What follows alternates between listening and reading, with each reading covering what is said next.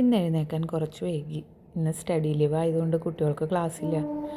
പതിവ് പോലെ എൻ്റെ ദിവസം തുടങ്ങി. ആദ്യം ഭഗവാനോടൊന്ന് പ്രാർത്ഥിച്ച് ഞാൻ അടുക്കളയ്ക്ക് പോയി. ഇന്ന് സ്പെഷ്യലായിട്ടൊന്നുമില്ല, സാധാരണ പോലെ ചോറും കറിയും ചായ മസ്റ്റാണേ. അങ്ങനെ ഞാൻ ഇന്നത്തെ ദിവസം തുടങ്ങുകയാണ്. അങ്ങനെ നമ്മൾ നമ്മുടെ ചായ വെച്ചു. പാട്ട് മെയിനാണേ. പാട്ട് വെച്ചിട്ട് മെലഡി സോങ്സ് വെച്ചിട്ടാണ് ഞാൻ എൻ്റെ ദിവസം തുടങ്ങാം. അങ്ങനെ ചായയൊക്കെ വെച്ച് അരിയൊക്കെ കഴുകിയിട്ട് ചോറടപ്പത്ത് വെച്ചു. ചായ റെഡിയായി. പാട്ടൊക്കെ കേട്ട് പണിയെടുക്കുമ്പോഴേ ഒരു സുഖമാണ് അല്ലേ. പിന്നെ ഇന്നലത്തെ കിട്ടിയ കുറച്ച് കണ്ണിമാങ്ങ ഉണ്ടായിരുന്നു. നമ്മുടെ മുറ്റത്ത് വീഴുന്ന മാങ്ങയാണ്.